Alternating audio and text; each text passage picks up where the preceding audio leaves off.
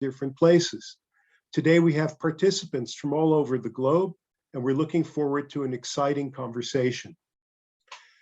Tonight we'll open with a lecture by Victoria Grace Walden, and tomorrow and on Thursday we have a series, two or three panels each day starting at 4 o'clock Israeli time. The conference will be recorded and will be on our website to be downloaded. And we invite you throughout this conversation, if you wish, to pose your questions on the chat, and afterwards we'll have ample time for a conversation. We ask if any of you have your microphones open, please place them on mute so that the interference won't disturb us in the course of the talk. Before I introduce our lecturer, I'd like to open with a greeting on behalf of the rector of Ben-Gurion University of the Negev, Professor Chaim Hames. Thank you, Jackie, and good evening, good morning, or good afternoon, depending on where you are around the world. It's interesting that a conference on digital Holocaust memory from the margins is taking place on digital at the very day when in Israel almost all the restrictions, in fact all the restrictions except for wearing of masks that came about because of COVID-19 have been removed. I'm basically delighted to say that life here in this country, or life in Israel, is pretty much going back to pre-corona normality. And I hope it happens with all of you, wherever you may be, very, very soon. This conference is really timely, and I would like to thank Jackie and Noam Tirosh and Ronnie Mikel and Norma Musi, along with the Rabb Center of Holocaust and Revival Studies and the Department of Communication Studies at Ben-Gurion University of the Negev, for organizing this. This also might be an opportunity, although I'm not sure, well, I think it's okay, to wish Jackie Mazal Tov on becoming a grandfather recently. Yeah, I think that's the next generation is already beginning to its education, and life continues, and that's really important, particularly when we're talking about events that happened 70, 80 years ago, and with disastrous consequences. The digital world has a lot of great things and holds a lot of great things and promise, but also I think has lots of dangers. I'm a historian by training, and when thinking about what I wanted to, my remarks for today, I thought back to what was at the time a very famous trial that took place in England in the last few years of the 20th century, between Deborah Lipstadt and of course David Irving, the Holocaust denier. This was a trial that was based basically on materials that David Irving had written and were in the written record, and indeed in court all this material was presented, and as one of the newspapers reported after the trial, history has had its day in court and scored a crushing victory. But now let's jump forward to 2096, when perhaps Deborah Lipstadt's great-grandson or great-granddaughter, right, wants to take a Holocaust denier to court, or wants to take a Holocaust denier to task. Will it be possible to do that? We know that in the digital world, fake news, the use of bots to manipulate public opinion, right? The taking over of people's accounts and putting words into their mouths that perhaps they didn't say. All these manipulations are really, really easy. We also know that being able to distinguish between truth and untruth, right, or truth, what's true and what is false, right, is also becoming increasingly complicated, and even facts, or even things that are factual, can be denied. right? So what will happen in 100 years' time when a historian, Deborah Lipstadt, right, or her namesake, right, wants to take a Holocaust denier to court? Will they be able to do that? What will the historical record then say? If there are newspapers, then what will they say after the trial if it occurs? Will history have had its day in court and won? I'm not sure. I think these topics are really timely, and therefore this conference, I hope, will prove to be incredibly interesting, stimulating, and perhaps provide some direction for future thought about these issues. So I'd like to welcome you all to this digital, online, Zoom conference.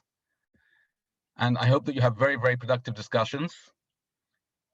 I would also like to welcome our keynote speaker, Dr. Victoria Grace Walden, and I look forward very much to hearing what she has to say this evening. So welcome to everyone, and I hope that you have a fantastic couple of days of discussion. Thank you, Jackie, for inviting me. Thank you very much, Chaim. I'd like to introduce now our keynote speaker, Victoria Grace Walden. Dr. Vicky Walden is a senior lecturer in media studies in the School of Media, Arts and Humanities and the Sussex Weidenfeld Institute of Jewish Studies at the University of Sussex in the UK. She's editor-in-chief of the Digital Holocaust Memory Platform, author of Cinematic Intermedialities and Contemporary Holocaust Memory, and editor of 2 forthcoming volumes, Digital Holocaust Memory Education and Research, and the Memorial Museum in the Digital Age. She is the lead academic advisor for the Forgotten Voices Foundation, LA, who are creating the first computer game to centralize the Jewish experience of the Holocaust in France, and is also an advisor for the Imperial War Museum's digital educational element of the new Holocaust galleries. Vicky, thank you very much for joining us, for agreeing to be a speaker, and we look forward to your talk. Thank you, Jackie. I'm just going to do that awkward thing of sharing my screen and not talking for a moment, so just bear with me. Can I just check that you can see the digital Holocaust memory as Entanglement? Fantastic, it's always a good start. But thank you very much to all the conference team for giving me the opportunity to open this fantastic program. And I'm really looking forward to hearing from the other speakers across the next few days. Even though I've got so much marking to do, it's very naughty of me to be attending the whole thing, but I'm going to be here. So what I wanted to introduce in this presentation this evening is a methodology, really, a methodological way of thinking about how we might study digital Holocaust memory, which I'm proposing is reading it through the lens of entanglement. And I should be clear from the outset here that I'm not suggesting that it's only the digital that the paradigm of entanglement, so only with the digital that the paradigm of entanglement emerges. In fact, much the opposite. I think that digital ubiquity has brought to the fore the ways in which Holocaust memory has always been a phenomenon that evolves through entanglements. For example, between the past, present, and future, between different formats, fields, and media, between different logics, between the individual, collective, and the institutional, between the human and non-human, and between memory, forgetting, and memorialization and denial. This has all been made more visible, perhaps, in the digital, but it's always been there in one way or another. So I'll briefly introduce how this argument has developed from my previous writing on cinematic intermedialities and contemporary Holocaust memory. Then I want to explain the theoretical idea behind my approach, draw attention to some of what I call the agentic levels that impact on these entanglements, and then present an idea towards how I'm working on applying this. This work is still in its early stages, and it's very much been impacted by the pandemic. The kind of long-term kind of outcomes of this project, if funding allows, will be twofold. So one of these is the idea of creating democratically produced guidelines for digital Holocaust memory futures. So working with a wide range of stakeholders and memory communities across hopefully up to 11 countries to inform open access guidelines. That would build on the blogs and the public discussions that I've been running on the digital Holocaust memory platform since last year. The second is a monograph with a title even longer than the last one, which would be called Digital Holocaust Memory, Hyperconnected Futures for Museums and Archives. I'm not one for short, catchy titles for books, as it seems. The book is under contract with Amsterdam University Press, but I haven't been able to do any field work for the past year. So some of the discussion at the end here will be slightly speculative and based on web versions of a project. But I hope to raise some of the methodological questions that I think we should be focusing on and start thinking about how we might read digital memory projects in this way and understand them as more than just texts. So how has this methodological idea evolved? Many years ago now, I don't like to think about how many, I set out on my PhD research, and I was really determined at that time to think beyond the traditional paradigms of the unrepresentable. And other scholars, such as Lawrence Barron, had already highlighted how thinking in terms of the unrepresentable was unproductive, given that there were so many cinematic, literature, and other representations that had been created about the Holocaust. And yet often when a new form or a genre, because a particular genre became popular, these debates came back to the fore. Should the Holocaust be represented? If so, how? One of the responses to this, and you can see this in the example of the work by Joshua Hirsch, was to argue that argue about a traumatic aesthetic and narrative structure in Holocaust films, and that this kind of traumatic inflictions appeared as ruptures between past and present. It seemed questionable to me that we could really think about screen representations or any form of media representations themselves as traumatic forms. Attempting to represent trauma or touch on it or imply it, perhaps, but I was less convinced by ideas of mediated cultural trauma, not least because I feel they dismiss the very difficult and serious impact of the lived experience of trauma victims by sort of reducing the idea of trauma to an aesthetic. There was also suggestions in some work in this field that trauma can kind of be easily taken on vicariously. And the idea is that we can kind of follow in the footsteps or step in the footsteps of victims. Hirsch's work was much more nuanced than that, but it was quite easy for these conversations to slip into that. And a kind of bigger issue with this kind of response is that the majority of screen representations of the Holocaust weren't adopting this kind of interesting artistic aesthetic. Most of them preferred the traditions of historical realism. So it was certainly not a dominant approach. So when I started writing the thesis, which would later develop into the book Cinematic Intermedialities and Contemporary Holocaust Memory, I wanted to focus on the presence of the materialities of the film and the film viewing. So the now. What were the things in the now, the materials in the now, and how are they bringing us into a relationship with the past without suggesting we can walk in the shoes of victims or vicariously live their trauma?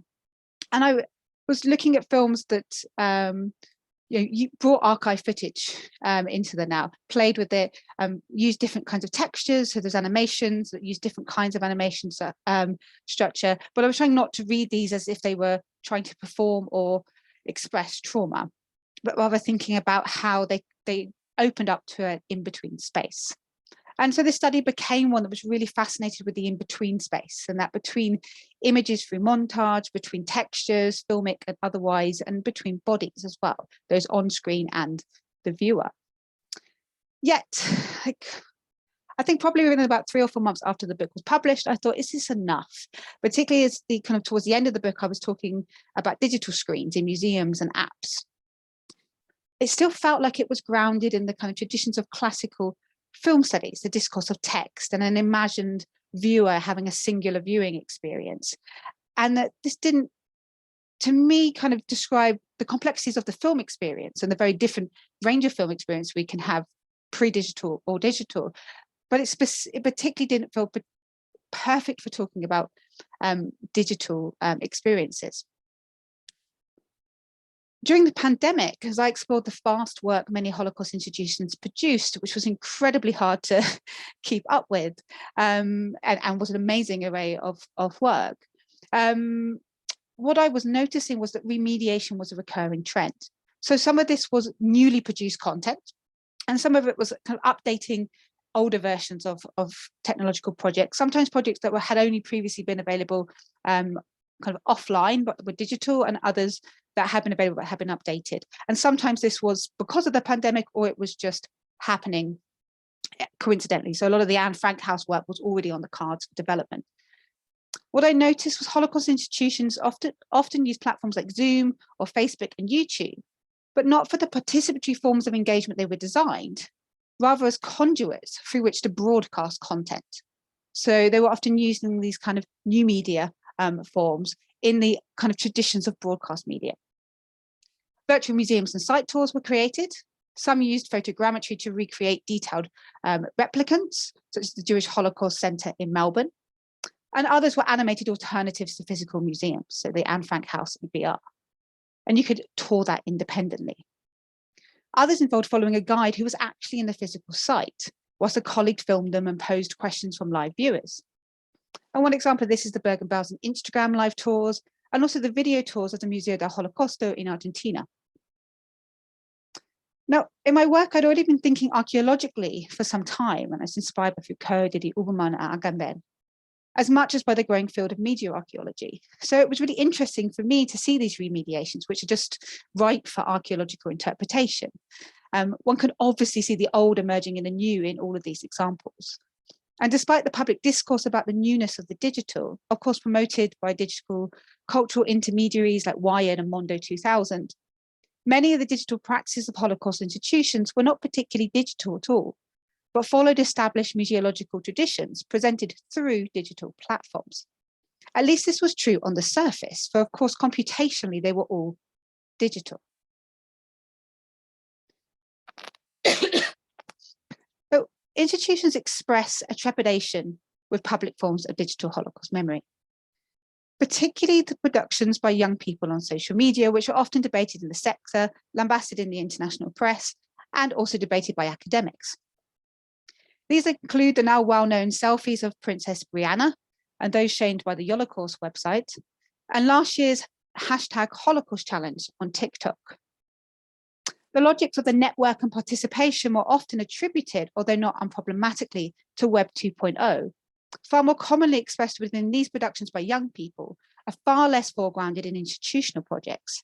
Even when they seem to be, one could quite quickly see that the traditional methodologies and power dynamics of the museum or archive remained. One example of this was the Arlos on Archives Every Name Counts crowdsourcing project, hosted on Zooniverse, which follows the logic of doing public history work long established in the heritage sector.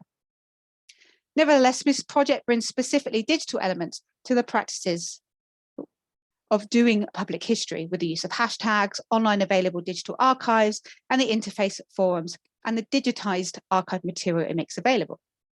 Another example is the 75 Befreiung, a Twitter bot led by Iris Grozek, who I see is in the audience today, which brought together a wide variety of posts using the associated hashtag.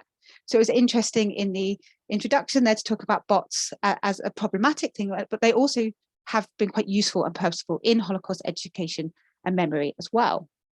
But I think, as Iris has also previously noted, the majority of content the bot shared was from established organizations already within the memorial sites network. It wasn't necessarily producing a kind of wider public discussion via social media, despite working on a platform that we kind of usually associate with this. But when I criticize the practice of institutions here, that's not to let us off in the academy at all. I don't think we've been attentive enough to digital specificities, and I include my own previous work in that criticism. So much of the writing about digital Holocaust memory projects tends to fall back on discourses of representational trauma, often entirely ignoring the computational qualities of the work. So it tends to think about what we can see at the interface or what we see through it. There are some scholars correcting this, notably Tomasz Luzak at the University of Warsaw and Todd Presner in the US, who examine code and database logics respectively. But in general, the existing literature, at least in English, and I apologize for my own illiteracies in other languages, tends to be in chapter or article form and thus is limited in its scope, meaning quite justifiably that scholars must choose what they focus on in these limited 6,000, 10,000 word chapters. It may be the interface, the user, the cultural context, the code, or the algorithm, but it's incredibly difficult to focus on all of these things at once if you're writing in short form.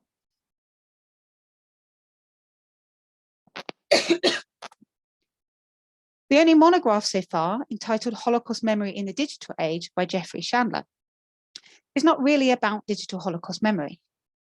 Rather, it reads the digital visual history archive through a cultural studies lens, focusing on the references to Schindler's List, the present of objects, and the Yiddish language in the testimonies.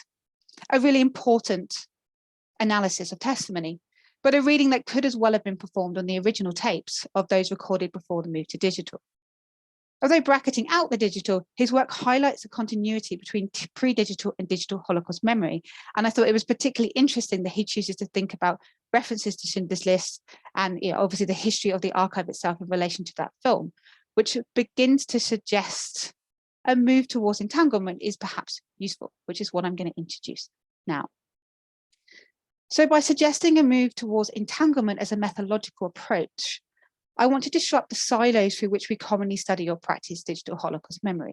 And that includes thinking about the amateur versus the institutional, the computation, the cultural as different things, and the pre-digital, the digital as completely separate.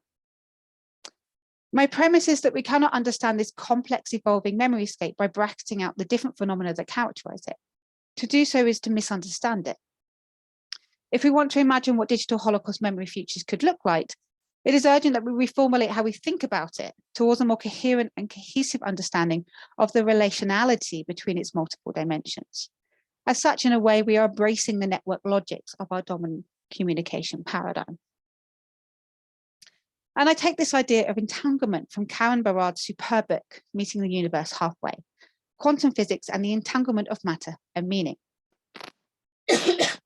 It might sound like a massive departure from Holocaust studies, from digital studies, from media and cultural studies, but it's not. And I think this is where this book is quite so marvelous.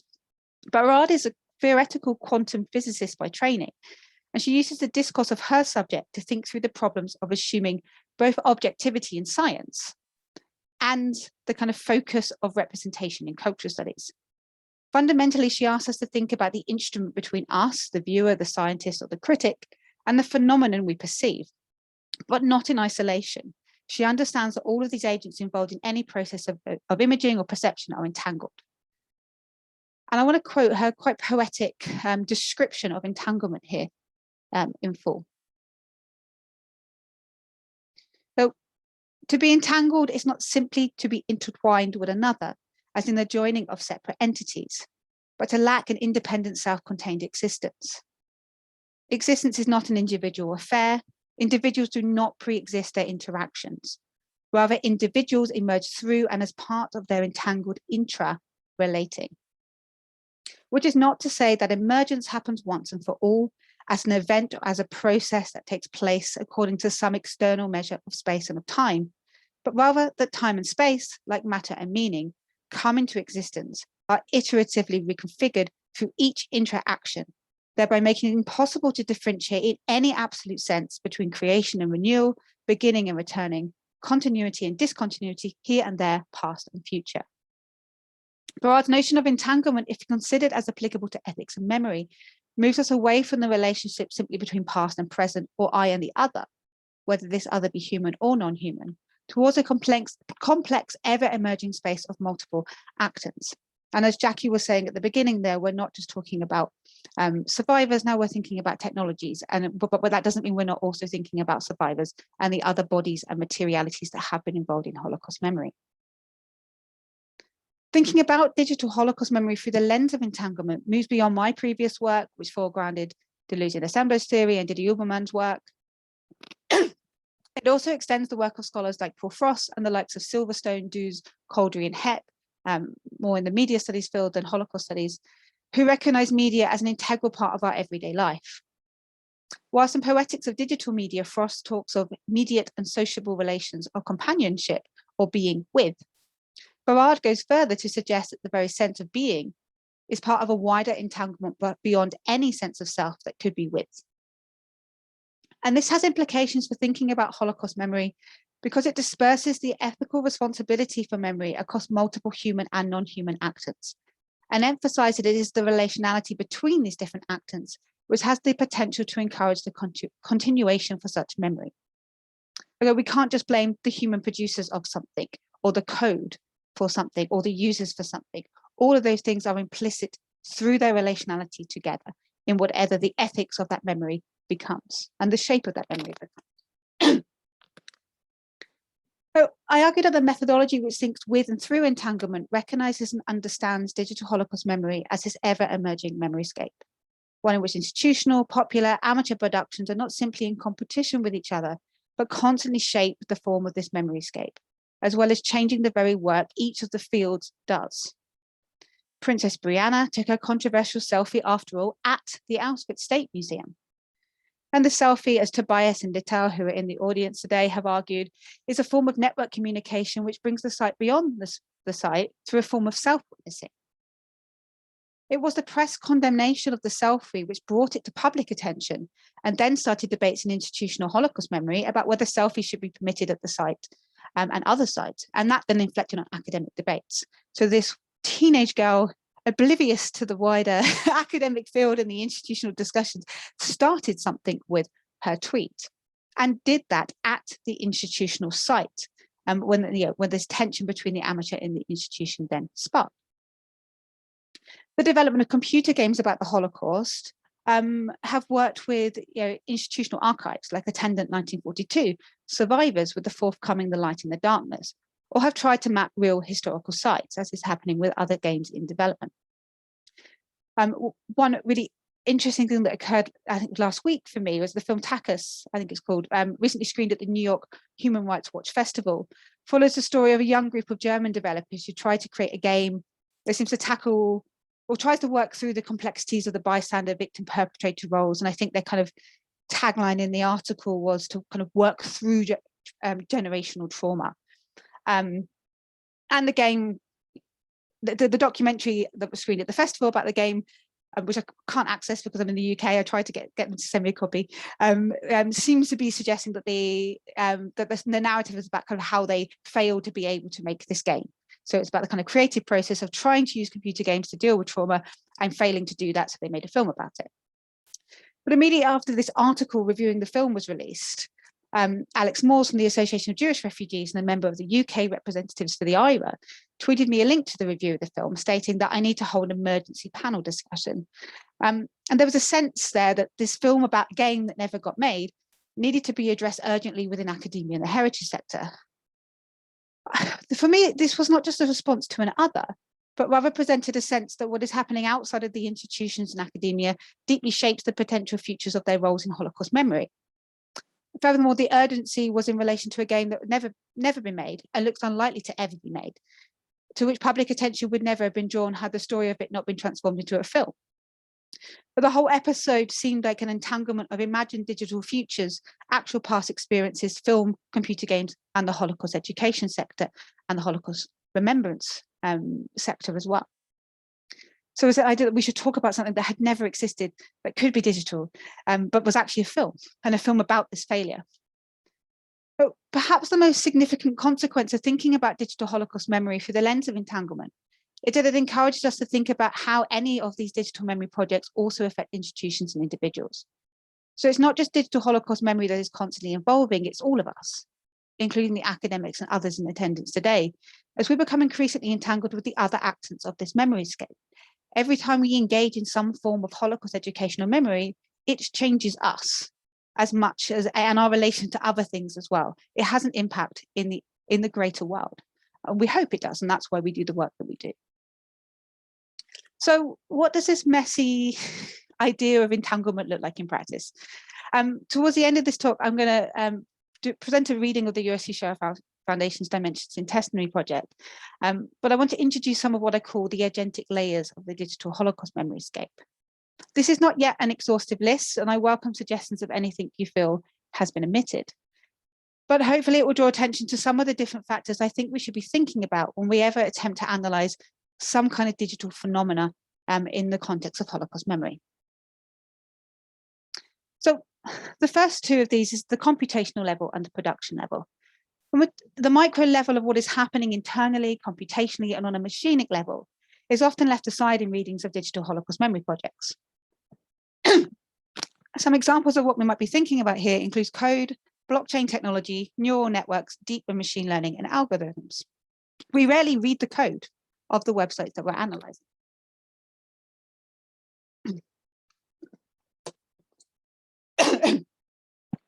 In terms of the production level, things like green screens, LiDAR and radar scanning, 3D image wireframing, camera setups, prototype models, and motion animation, equipment, editing process, the politics and power and funding behind the things that get made. Who are the producers? Why do they create the content? How? What is their agenda? What are the characteristics and restrictions of the technologies they use? And what lies underneath the image that the viewer sees? And then there's what we see at the interface, which is what we often tend to talk about when we talk about digital things. And that's what we really should be thinking about with the interface, is the responsiveness between the human and the non-human actors. How does the system respond to our input, and how do we respond to the signal that the system sends us? Then there's the corporate level. And I think this is one thing that we often really need to talk about more, and we don't talk about enough. Where is the content presented? Is it YouTube, Facebook, Signal? Anywhere else? Who hosts the website? How was the machine learning set, if one is used, initially trained? How did these organizations use the data produced for the sake of Holocaust memory? How do they act as gatekeepers of history and memory through search engine prioritization? And how do recommendation algorithms shape the available historical and memory narratives? Then there is the network memory, pushing beyond the idea of text. We might want to write about, Anne Frank's video diary, the video on YouTube. Maybe we might write about the comments, but we rarely think about the up next stuff at the side there. What comes up? What does YouTube show us? Where do we go next when we go online? How is this content that we're looking at that's about the Holocaust arranged, and who controls that arrangement? What do we look at before to get there? What do we look at afterwards? And part of that is thinking about how hashtags circulate. I noticed, I think one of the Bergen-Belsen hashtags for last year, if you put it into Twitter and Instagram, it brought up loads of cat photos. So how does cat photographs become part of, and the hashtag I think was BB something, so it wasn't very specifically Holocaust related. So how a hashtag can, the meaning and the anchorage of a hashtag can change over time. Then, of course, there is the representational level. This stuff is important. This is what we've been talking about in film and media studies for 50, 60 years now. And we do need to talk about it, but we need to think about the image and the text in relation to all these other levels. Another one is mixed reality. So this is where the physical and the digital meet.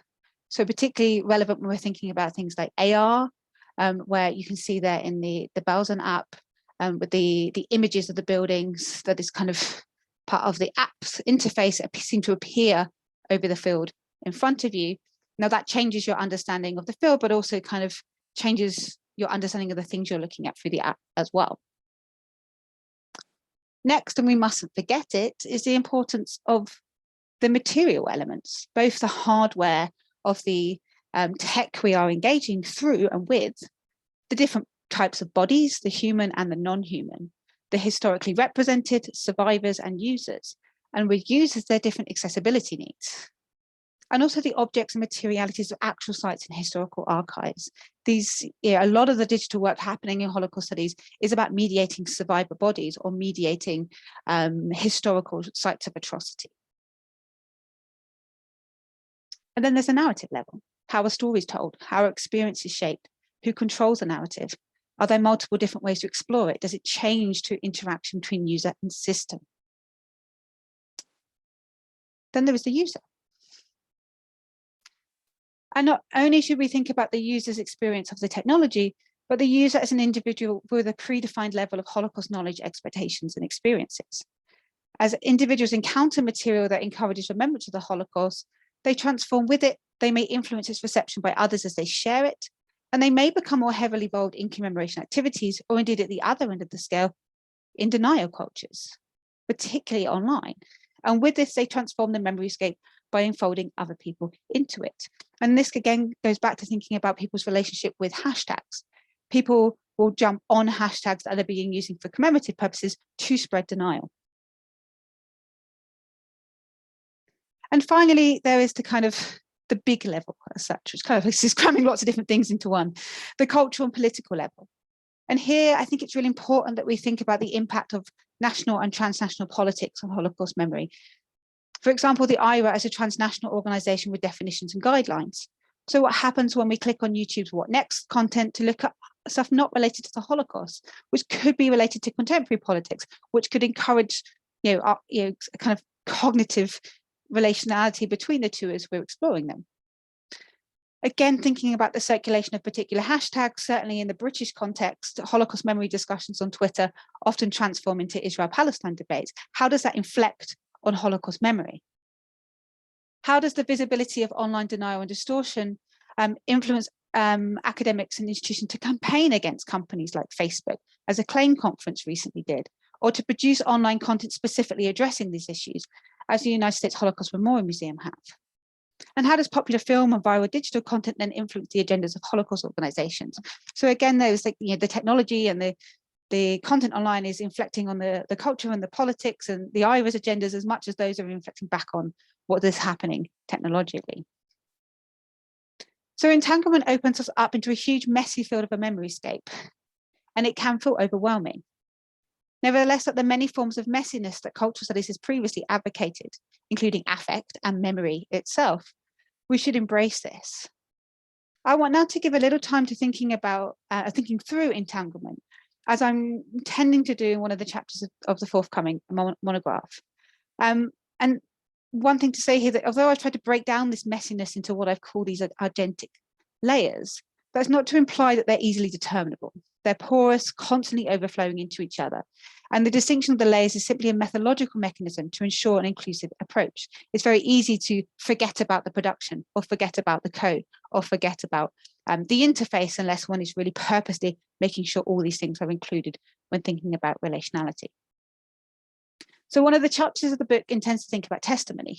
Of course, it should in any book about Holocaust memory. And as I said, this is very much at its early stages and has been affected by the COVID travel bans. Nevertheless, what I hope to outline now are some initial thoughts from scoping research, which has involved editing chapters by USC Shoah Foundation staff members for some of the forthcoming volumes, initial critical political economy research, and analysing the online version of Dimensions in Testimony. So Dimensions in Testimony and I guess kind of the associated products as such have become some of the most heavily criticised examples of institutional digital Holocaust memory work to date. Academics tend to be sceptical of the illusionary encounter it offers with the survivor, the kind of hologram, as it's been called, which doesn't exist yet, and soon to be outdated aesthetics of the early 21st century dress, which in the long term would disrupt verisimilitude. And these are criticisms from people like Baum and Kahnsteiner and others as well. If we look at the computational level of a project like Dimensions in Testimony, we can understand that it's not simply a simulation of talking to a survivor. So if we look beyond the interface, what's behind this illusion of talking to a survivor? It's fundamentally a project rooted in natural language processing. It's a form of machine learning. In one of the forthcoming volumes that I've edited, Sana Stegmaier and Svetlana Ushakova, who worked on the project, have highlighted some of the issues raised when working with one of these systems. And that it was originally trained in English, and it's far more cumbersome to ask all of the grammatical versions of "did you" even in German and Russian than in English. And that furthermore, there are challenges regarding the cultural specificities regarding how even the word Holocaust might be used, or how the Holocaust might be discussed in these cultural contexts, which do not map easily onto the list of commonly asked questions that the Foundation researchers collected to train the system. And they collected these questions with kind of young German people and young Russians, both in the US and elsewhere across Europe.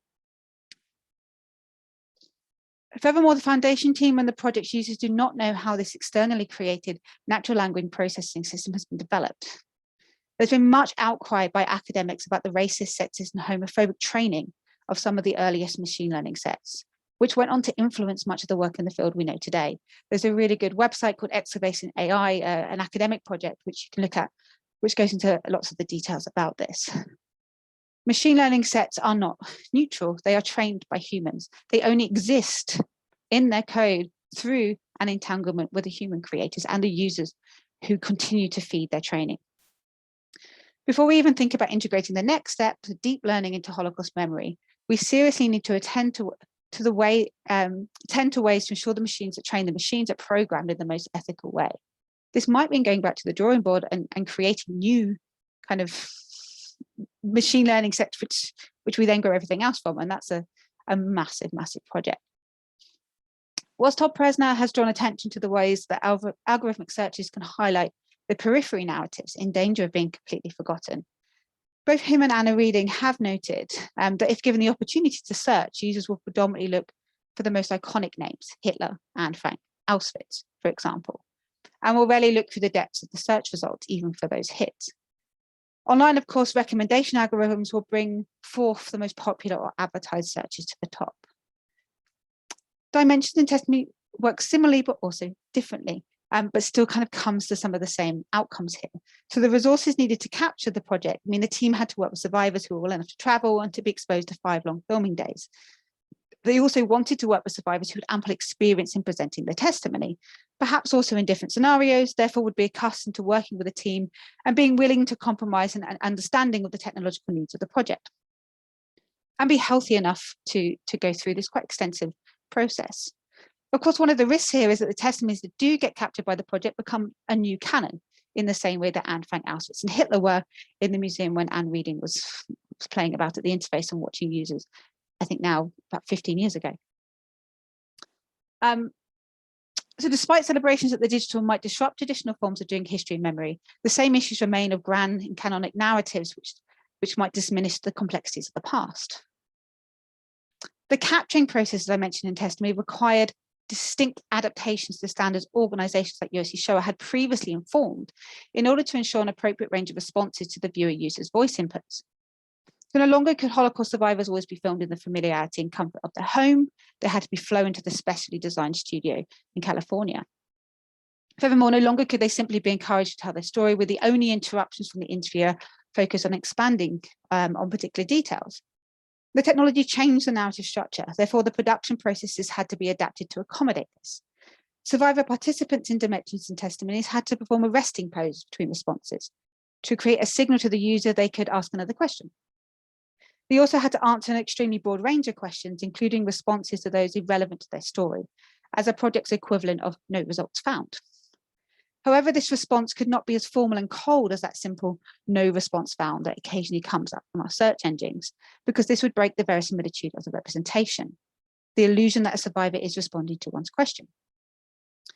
It's important to note here, as emphasized in one of the Foundation team's articles, that the project's not designed to introduce interactivity to storytelling, but rather recognizes that storytelling, including the activity of listening and giving testimony, has always been interactive. And this project is less about creating an illusionary interactive experience than archiving that existing experience of interactive testimony.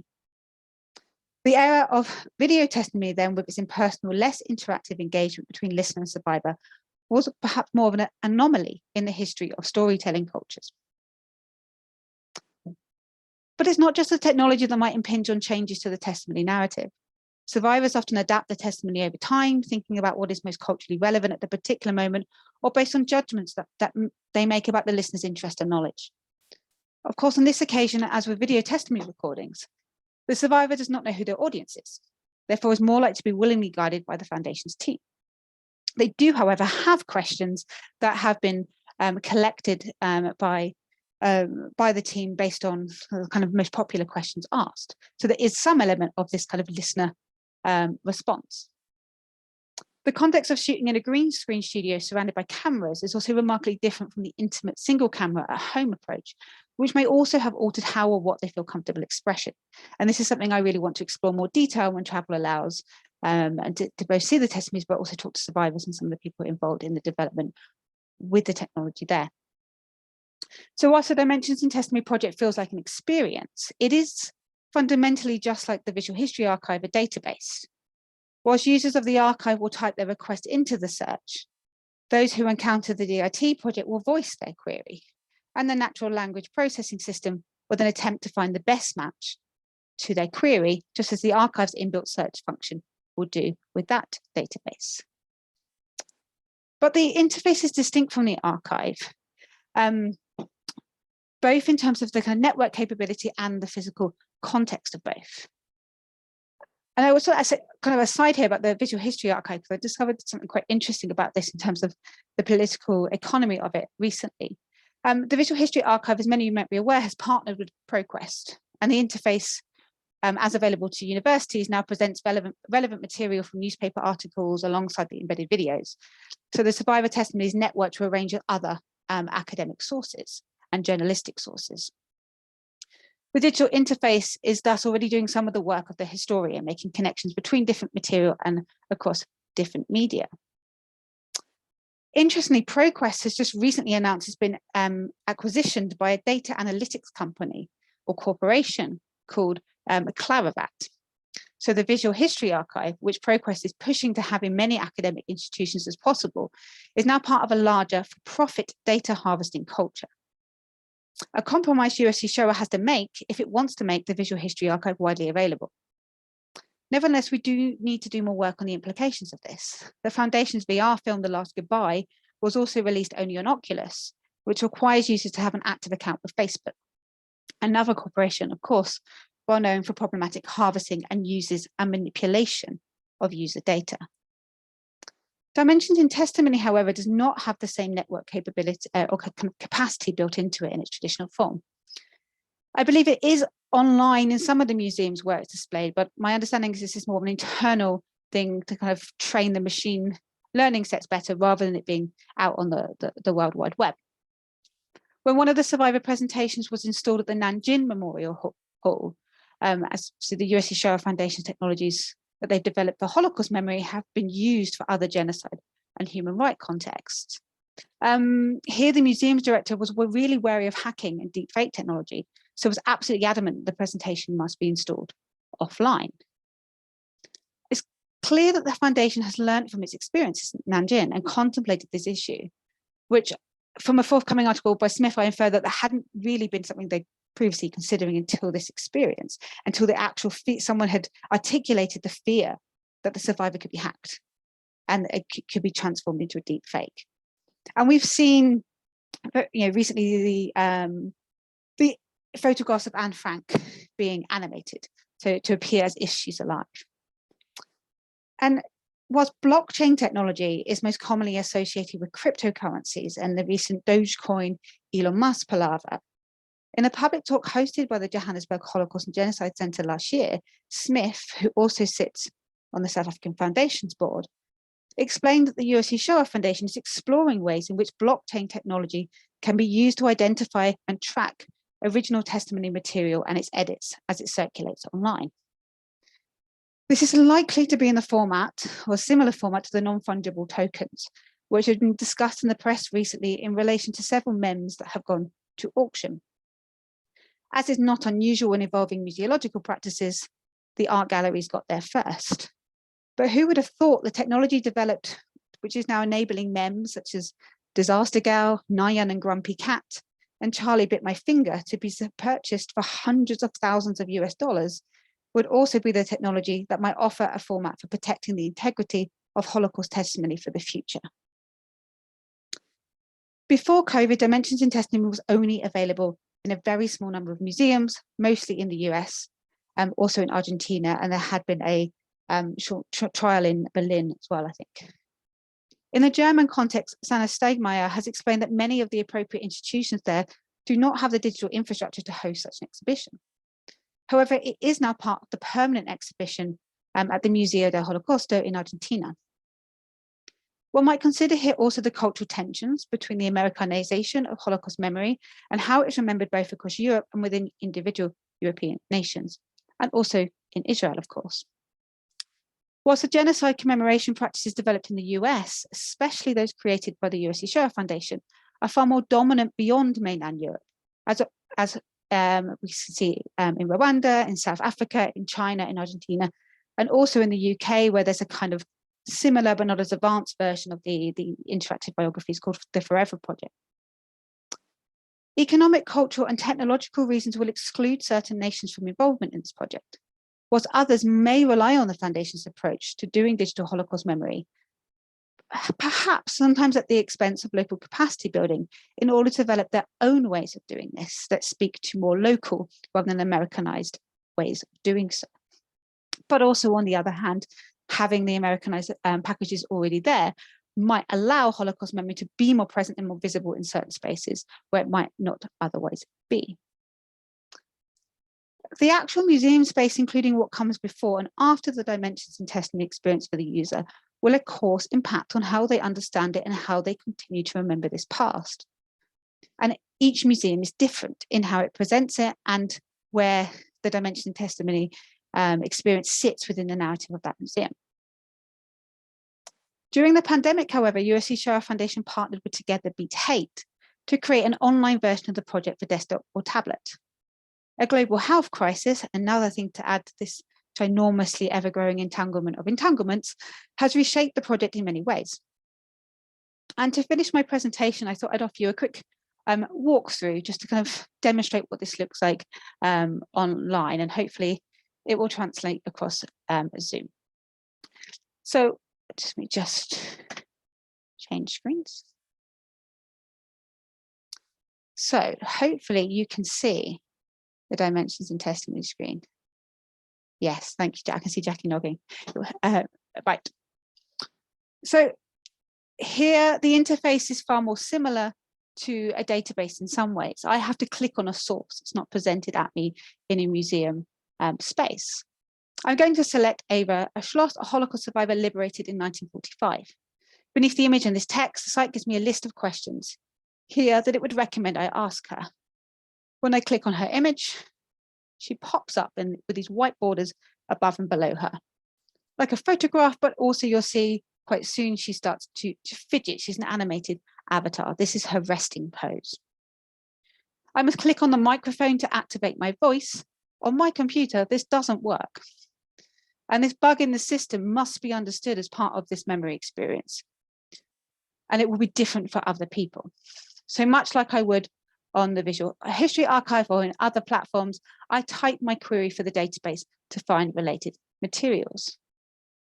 Unlike the Dimensions in Testimony Theatre offered at the Dallas Holocaust and Human Rights Museum, my intention when looking at Ava here on my screen is usually dispersed across her, the website behind the pop-ups, various messages, alerts from Discord and Teams, and reminders that my marking deadlines are coming very soon in my email. And my home environment as well. So I have, my attention is far more dispersed when I'm watching the web version. Now, of course, as a really obtuse academic, I'm going to ignore the question prompts on the website and test the system with 2 questions. And it only took me these 2 questions to start finding ways that the system would respond in ways that had been programmed very specifically for dimensions in testimony or were bugs in the system. So I'm going to ask Ava to tell me.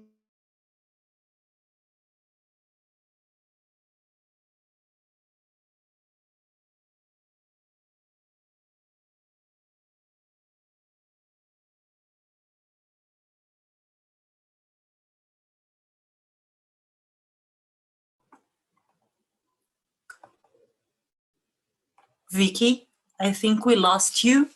We can't hear you.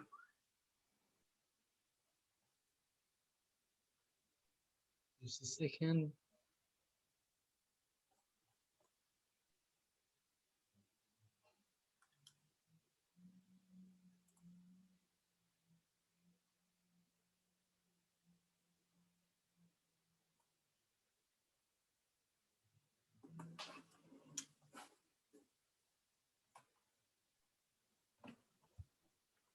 She will be right up.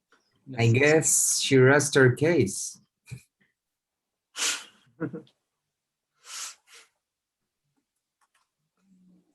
She got entangled.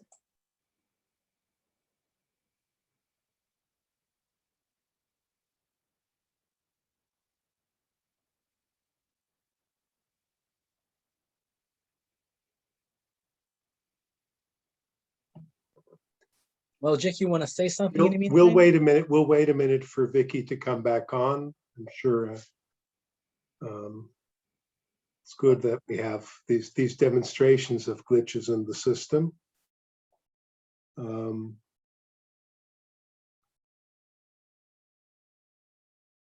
Let's wait just a minute.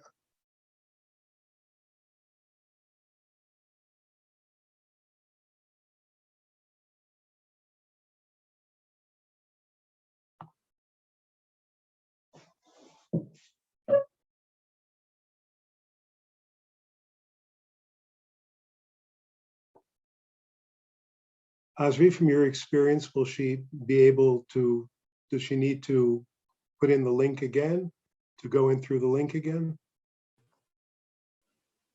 Yeah, she just need to go to the same Oh, link. Okay. Won't be a Bit problem. earlier. Just a second. I write.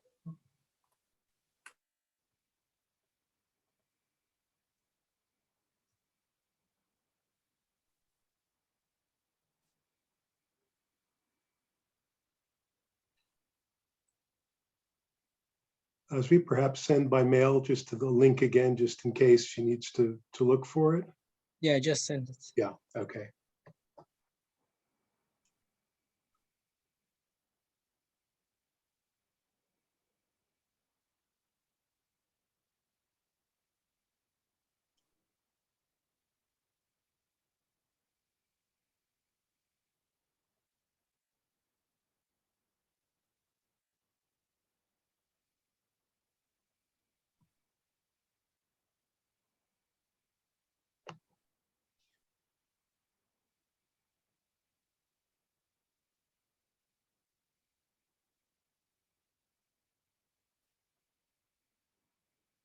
All right, well, we'll hang in there another few minutes if need be.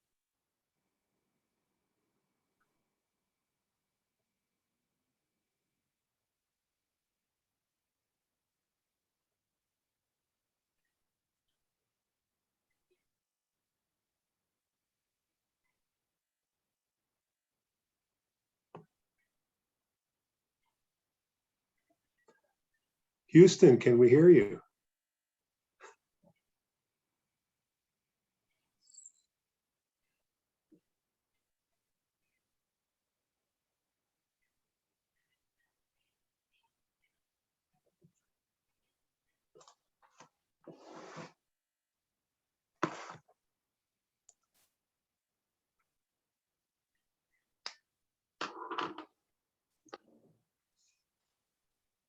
Okay, here we go. Yeah. Are we back? Mm-hmm.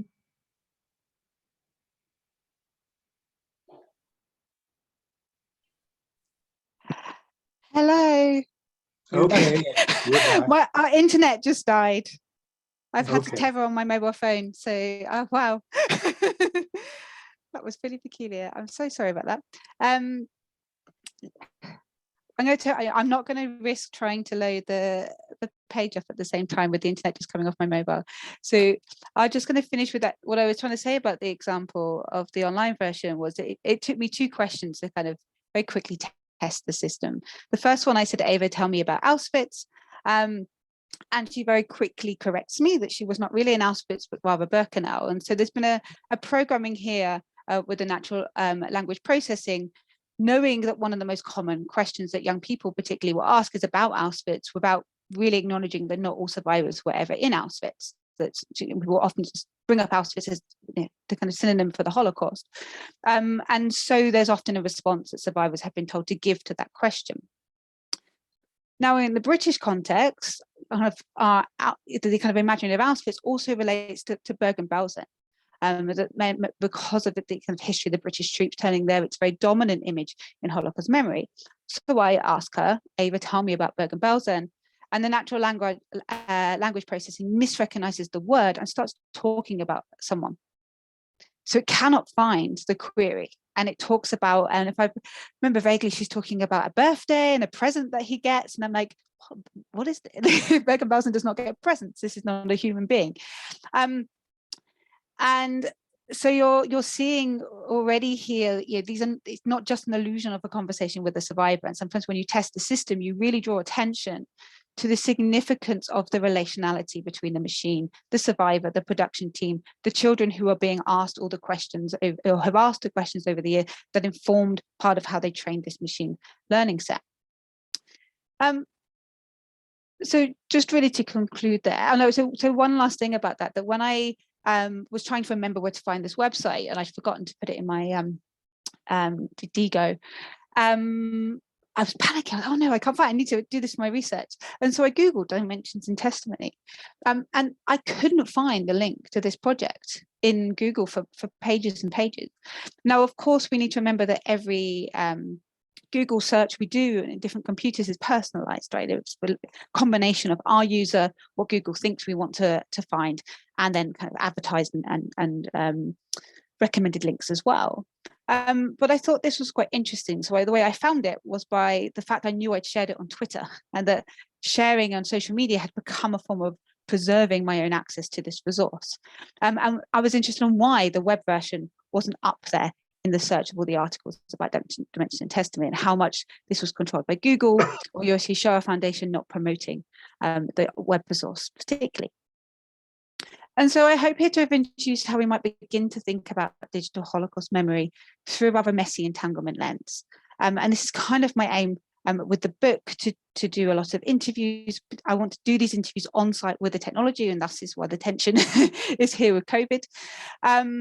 And to really pull apart all of these relations that are going on when we're thinking about what it is we actually see at the interface. That this example of one of many is not just an illusion of a conversation with a survivor. It's much more complicated than that.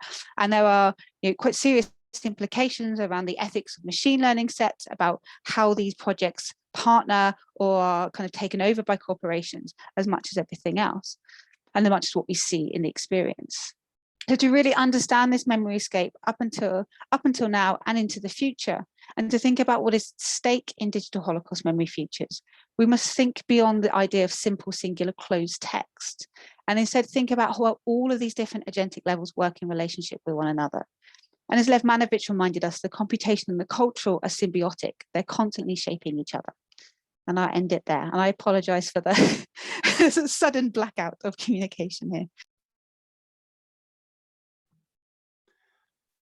Victoria, Walden, thank you very much for a fascinating talk, and I would say a very broad-ranging map, if not network, that you've opened before us. I welcome everyone, please, to pose questions, whether on chat or whether by raising a hand. Asri, please, I'll appreciate if you control and let in as we go. Okay. No problem. Whoever wants to ask a question, you can go ahead. Shmuel, would you like to ask your question? I see you posted one. Shmuel Yerushalmi, are you with us?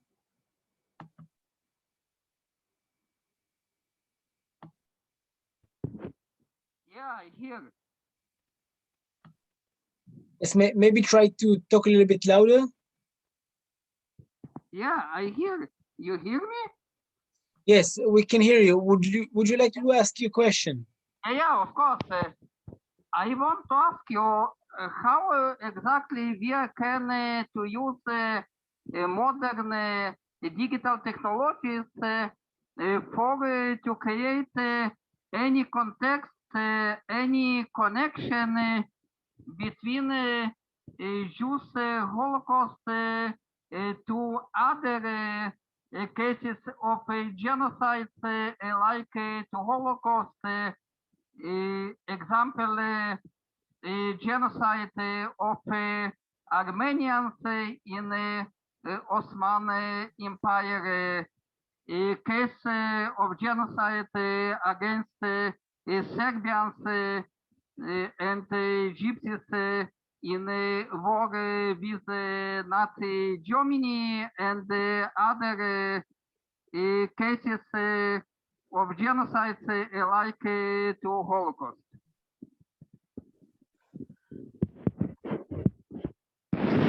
Perhaps, Thank you. And I think, yeah, perhaps Vicky, if you want to, as you like, but perhaps you want to say of what kinds of things in this new entangled landscape perhaps might enable us to answer or to think about such contexts in other ways. Yeah. thank you. And it's a really important question. And I think it's something that we constantly need to look at. And the Holocaust, Holocaust memory, even in its pre-digital forms, was often used as a template for thinking about how to do memory in other cultures. Cambodia is a very good example. How Tosh Long was kind of modeled on a trip to Auschwitz, and what can we learn from the way Holocaust has been remembered there and other camps as well. The Yurashi Shara Foundation particularly has had an extensive relationship with Kigali in Rwanda. Their visual history archive is not just a Holocaust testimony archive. The model used for interviewing Holocaust survivors by that particular institution has then been used to interview survivors in lots of different contexts. I mentioned Nanjing there as one example in China. And I think the kind of formats used in those ways and the technologies that have been used for the Holocaust being used in those ways is really brilliant and great, and we should indulge in that. I also think we need to be wary about the way that the kind of specific historical concerns of any one genocide can be kind of of one can be mapped onto others, and which then prevents the kind of specificities of that perhaps, and the local cultural ways of doing memory coming through. And I think we see that in pre-digital forms, and particularly the kind of bone tourism or bone culture, bone memory work, as it's referred to in Cambodia, which was not really a local way of doing memory, what was imposed based on a interpretation and somewhat misinterpretation of how the kind of West was doing Holocaust memory, and it's enforced in communities where they feel uncomfortable with it and don't want it there. And I think there's a risk of the same kind of things happening in the digital, but at the same time I think there is the ability to use things like digital maps, which allow you to look at the micro and macro at the same time, to zoom in and out across history and geographically into survivor stories, into places, and think about how what Michael Rothberg called the multi-directionality of memory has played out in particular geographical places. So I think there are positives in the ways that this connectivity can be made between different genocides and what we can learn about doing memory and about specific histories and experiences. But I think we also need to be careful that particular paradigms don't get mapped onto different genocides in ways that then kind of squash the more localized and specific concerns within those memory cultures. Okay. Excellent. Reminds me a bit of contexts that are also right pre or non-digital in power relations of human rights dialogue, and how the Holocaust creates paradigms that are then exported to other places and sometimes imposed, or using remember in Rwanda like remember in Yad Vashem, or mourn in Cambodia like they assume that people will mourn in the West. So does the digital landscape create any differences in the way that this Holocaust memory travels? I think that's interesting. I found the Argentinian example, the Museo del Holocausto, really interesting, because it took them, I think it was June or July when they launched their virtual exhibitions, and they did just a tour. It was literally someone walked around and does a tour for you in the museum, and they've had the Dimension of Testimony project brought into their museum, and my understanding of the kind of memorials there for the disappeared in Argentina follow a very different format to that, because the way the Holocaust museums are functioning there. If you think about countries like Cambodia, there is very little digital work going in there. I've had some contact with people at some of the Japanese Holocaust museums, and they're not doing digital stuff. Their websites are very basic. This is where the museum is, come find us. And I was quite surprised with that, because I think about Tokyo, and it was always the kind of image in the West as the kind of imaginary of the digital future, right? But I think we need to think carefully about where those peripheries and those margins continue to exist as they did previously, how the digital divide extends some, and how the kind of dominant memory cultures then easily exported to those on the margins. And I think, I mentioned very briefly there, do we do that at the risk of capacity building in these local areas? That actually sometimes giving people the digital skills and the equipment and the funding to think about how they want to create a localized version of digital Holocaust memory is far more powerful than imposing those dominant forces in there. At the moment, I don't think I see a shift, this kind of utopian idea that the digital was far more participatory and allows everyone at the margin to speak more. I don't think we're seeing that. I think the kind of dominant voices and narratives continue to proliferate. We have a question here. Yeah, coming we from- have two more questions that people Okay. asked me. Victoria, would you like to collect them or maybe answer them one at a time? Let's do one at a time. So I'm slightly we'll- concerned about my internet waving out. No problem. We're going to have it in this order with your permission, Jackie. Norma Mossi, then Aya Yadlin, Thomas, and Paul. Okay? Go for it, Norma. Thank you so much, Victoria, for the wonderful presentation. I have two questions. The first one, you spoke about the USC Shoah Foundation holograms as a database, which is of course to the point, but I'm wondering about why we need the bodies, like why we need the actual people, and just thinking out loud, I'm wondering if it has to do with we are trained to memorize or to process memory through a witness, and then we need like an hologram that instead, because it's, as you said, it's a database. I can, I don't need a body in order to use a database, but in this case, there is something with the body, the embodiment of the database. And I'm wondering what are your thoughts about it? And my second question has to do with a conversation that we had, Jackie and I, with the director of the USC Shoah Foundation.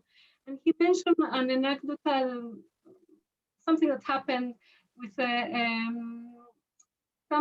German journalist that came to the museum, and she spoke with one of the holograms. And after this interview, she said that she felt she could ask the hologram things that she couldn't dare to ask a real witness of the Holocaust. So I am wondering, what do we gain from this conversation between the holograms and us? Like, what can we learn besides them being a database through their embodiment? I think that's a brilliant question, Nora, and it's, I don't know, something I'm grappling with in my work, because the Visual History Archive, we see embodiments of survivors, right? And we listen to them. And the difference is the ability to ask the specific question. Even then we can go, oh, I'm interested in food, or I'm interested in this thing, I want to get to that point. And we can kind of search the testimony and find the things we want. So we're still doing that query. Yeah, and what you raised, it was this kind of the tension between the two, that, this idea that you feel like you can ask the hologram, which isn't a hologram, anything you want. And so the idea that word hologram is just, everyone calls it a hologram, and it's not a hologram. And this idea of these, again, these imagined digital futures and this projection of survivors into the future. But the idea that you might ask them whatever you want, and yet there's a sense that it's the embodiment that's the important thing. Well, if you would ask them whatever you want, then the embodiment isn't clearly as important as you think, because you're not perceiving them as the real embodied survivor. It's a database, you can ask whatever you want, which is, what people, it's the way people act in that anonymous culture on Reddit and places there. I can say whatever I want here because it's anonymous. I'm not going to offend the other, even though in those spaces you are. Here you cannot offend the database, right? And I think that tension is obscure. And I think this is one of the reasons where people struggle with this particular kind of incarnation of digital testimonies. People have criticized the Visual History Archive less and Eyewitness less. People think Eyewitness is quite a productive way of being able to edit and make your own kind of narrative of an important theme in Holocaust testimony. I don't have an answer to it. I just think I think what you raised, the 2 points you raised there, just really show the difficulty people have with this project, and that it's both an embodiment and it's not, and that the kind of that resting avatar, I mean, in the Forever project in the UK, it's even more like a computer game avatar. The survivor doesn't look human for a moment. They look like an animation, and they come back to life in a weird transitioning way. But I think it speaks to the fact that, particularly in the field of kind of Holocaust memory and education, we're not used to a lot of the digital aesthetics that are kind of quite normalized in other spaces. So like the computer avatar is quite normalized if you're really into computer games and you understand that culture, but it still seems quite foreign and odd in Holocaust studies and Holocaust memory. And I wonder if we are just at that tension that we were, with NBC Holocaust and Schindler's List and Maus, other points in history where we go, oh, the Holocaust doesn't belong in graphic novel format. It can't be done like this. It can't be mice and cats. It can't be on television with adverts in the middle of it. And it's the format that we're not used to. And that's the challenge with it, I think, with these things. But yeah, I mean, I don't think the embodiment thing is new with this. And the database thing isn't new, because the Visual History Archive was doing both of these things. It's, for me, the strange is the voice, isn't it? That's different. It's the voice response. It's the feeling that you are actually seeming to speak with someone. And I think for me, what is powerful about that experience is the response. And maybe that comes back to what the journalist said, is that because the survivor is responding to you and it feels quite personal, that then makes you feel like you can say anything. I don't know. I don't know if I really answered your question, but there's some thoughts that come to mind from what you said. I think it's a really difficult issue around this particular project. Yeah. Thank you, Victoria, for a very interesting talk. And I think my question might continue the earlier discussion of power balance. And I was wondering if you have any thoughts on the ethical aspects of studying media and memory in this multi-sided entanglement scape online. And maybe what I'm thinking about is that we are not the intended audience of many of the texts we are analyzing, and that most users, when they comment on YouTube, they comment on Facebook, they construct this, they're part of constructing this memory, but at the same time, we are not the audience. We are not what they have in mind when they create those texts. So maybe in this context, what do you think are the ethical limitations in terms of our positionality, our power as researchers? I think that's a really, really important question. And it's like one of the points where I tried to say earlier in my talk was like, me and the rest of academia, we are all kind of, we've all been doing things maybe not 100% correct. Because I think it's important to recognize that, we're not these kind of experts that know everything, and we're not. And I think what drove the beginning of this research was these kind of massive public slammings, and whether it be kind of through the press or being conversations between academics and people working in institutions or academic conferences. There's always this period where someone kind of shouts about Lego Holocaust films, or shouts about young people making selfies, or shouts about people doing TikTok videos, which some of us will do in the next few days. So I'm looking forward to those conversations. But we don't ask those users to come and tell us what they were doing. And it took, I think, Vice magazine of all the platforms to actually interview the TikTok challengers, as we should call them. And some of maybe some of them were making it up and trying to justify what they were doing. We don't know. So but some of them did say, I'm Jewish and I have Holocaust survivors, in my family. There were victims of the Holocaust in my family as well. And I saw people doing this, and it felt like a creative way to think through my position in relation to that, and think, well, many of the ways we encourage traumatic therapy and memory culture is through creativity. And I think to do this kind of research, I think we need to bring as many of the voices into rooms as we can. And when I was talking about wanting to create guidelines, I want to bring young people into those spaces, and particularly those that are active on these sites. We can't always, I know I've always toyed with this idea, when someone's kind of made one of those TikTok videos, you instantly as a researcher want to contact them and say, oh, I want to speak to you, I want to hear your voice. But actually, my instant reaction at that time is not to do that and to protect that young person who is probably getting bombarded with like so many people trying to harass them, right?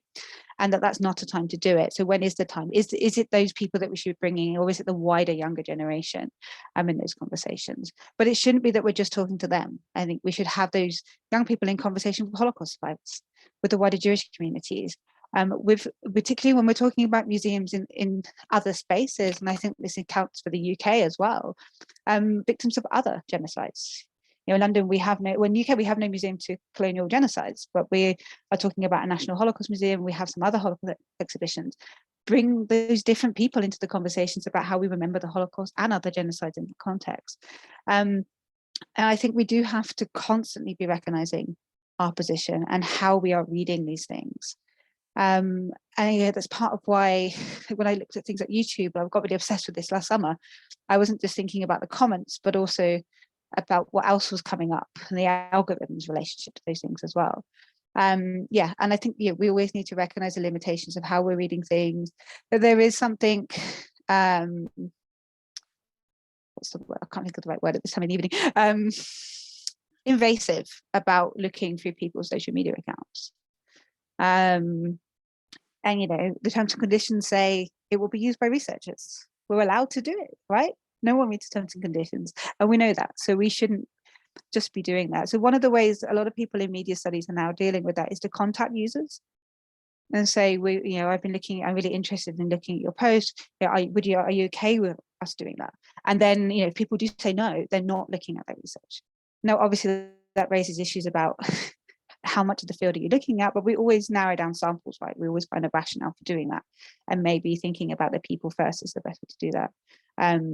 I'm really conscious of these debates that kind of shout at young people, and I think the Holocaust website was disgusting and horrifying, shaming young people in that public way that went international. And all those images are still available on Google Images if you type Holocaust. That is not the right way to treat young people who are trying to figure out how to do Holocaust memory.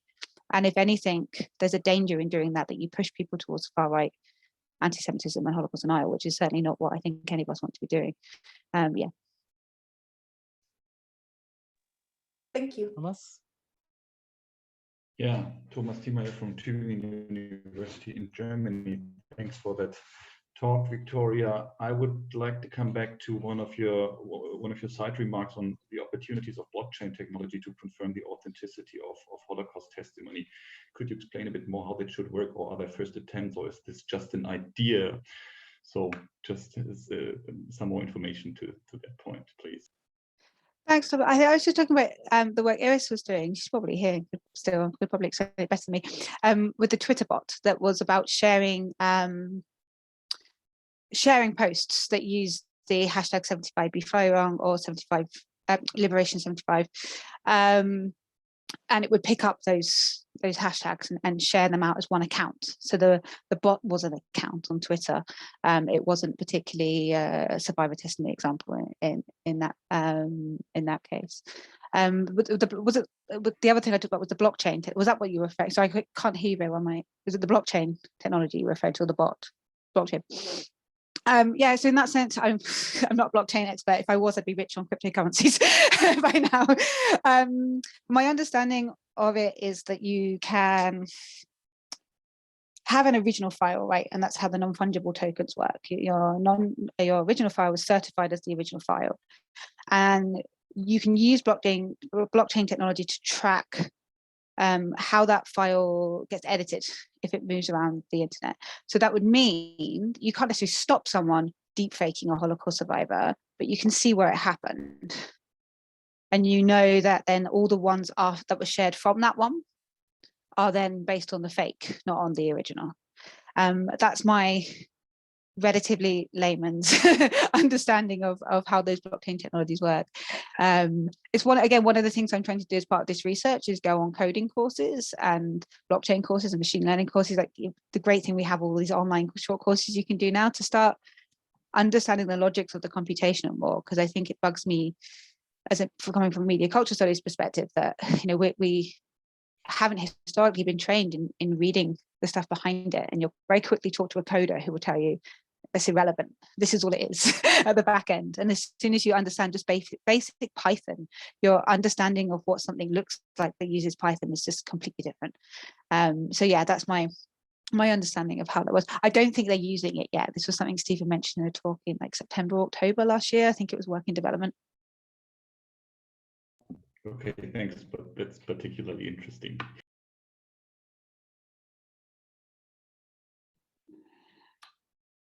Thank you. I'm going to try to turn that video on. Thank you, Victoria, for the really fascinating talk. And I think some of these issues will come up tomorrow and the next day naturally.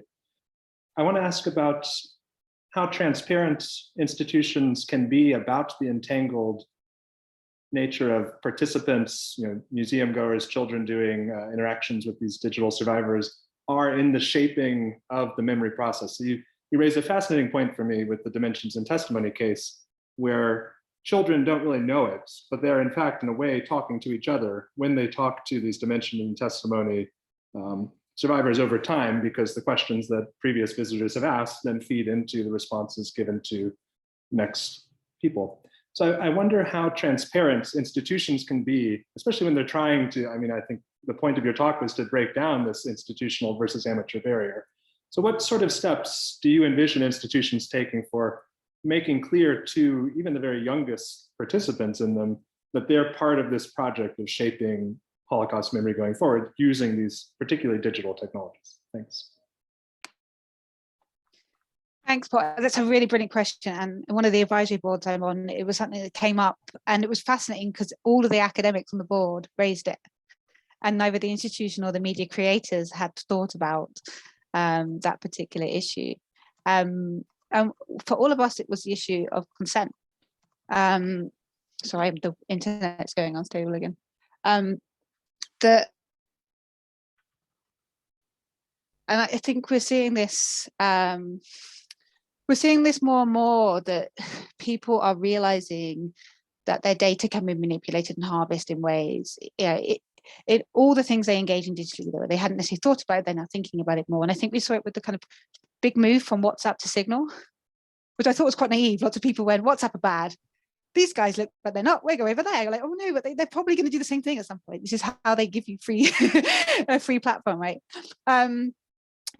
And I think we will find increasingly that younger generations will expect details about what they should and shouldn't consider, how their data is going to be used. And I think that needs to be something that all institutions are thinking about going forward. So one of those things would be, do you consent to your questions being used in the future of developing this machine learning set? No, well, then it won't be. Then that will be discarded. And you're promising to discard that.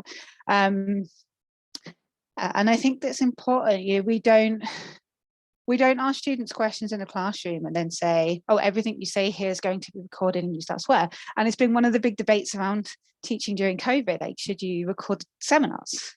Where seminars are safe places to say stupid things. And some of those stupid things are marvelous and are really actually brilliant. But people won't share the things that they're worried about asking us questions. If they think they're being recorded. And I think these issues of consent are really important, and they become even more important. They become a really serious human rights issue when the users are in places where what they share online or anything that's recorded them can actually put them in jail. And we are seeing that in certain regimes at the moment. So yeah, I think consent is the most important thing there, and informed consent.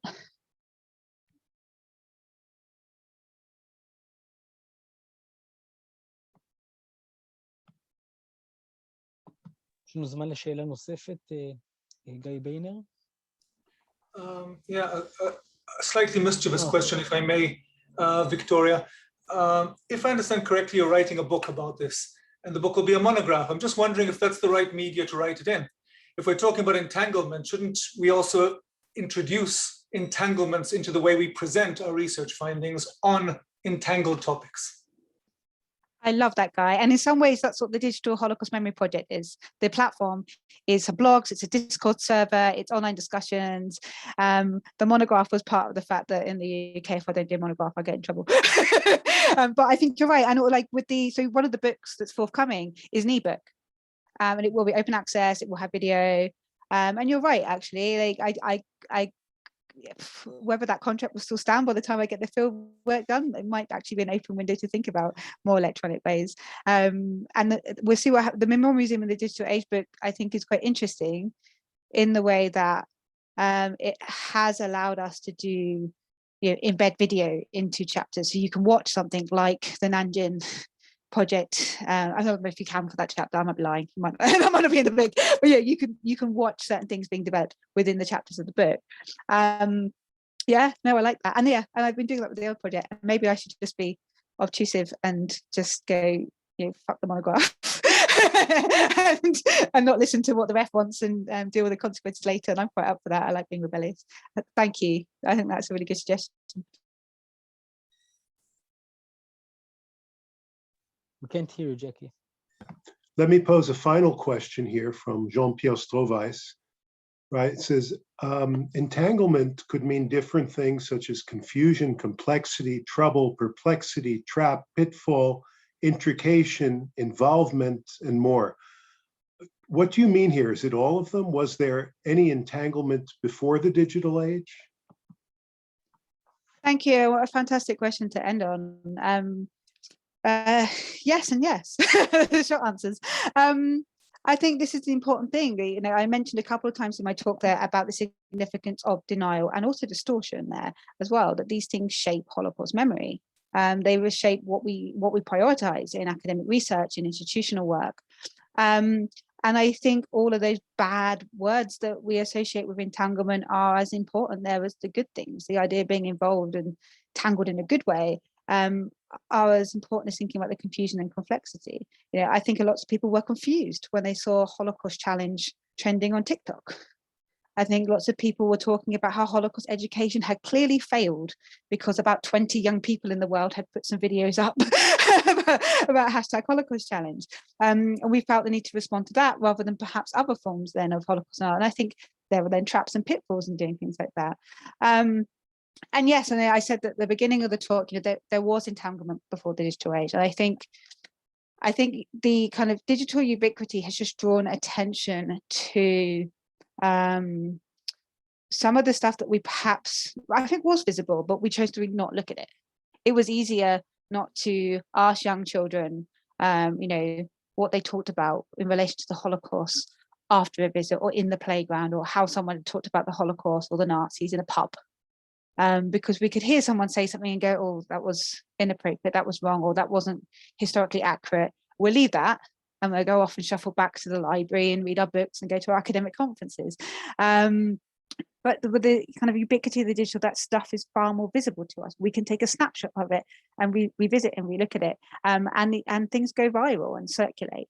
And then sometimes we feel that we have to respond to things. And I think that's why it's now very important to think about things in this sense. I don't think entanglement is a new thing. Barad is talking about it at the quantum level. This stuff is not just human. It's not new with the digital at all. But I think the fact that we haven't talked about it, and the fact historically films were talked about as this kind of singular text when we thought about Holocaust representation, and not thought about in relation to literature, survivor testimony, sites, etc., as much as they could have been. And their impact on education. We need to go back and revisit all of that, I think, through this entanglement. The digital has just kind of made it really obvious that, like, hey, you've not done this thing, and this thing is now really obvious. Vicky, I want to thank you very much for a wonderful talk. I think that you've really broadened in new ways what we talk about, what we think about in terms of periphery. Ronnie, do you have a final word that you want to say? I see you've raised a hand. No, I just applaud Vicky for amazing talk. Thank you. So Vicky, thank you very much, really, for a wonderful talk. And I want to thank all of you for being with us. I want to thank again Azri for making this run so smoothly. And I look forward to seeing you all tomorrow at 4 o'clock Israeli time and on the day after. So thanks very much to all of you, and have a good night. Thank you. Thank you all. See you tomorrow.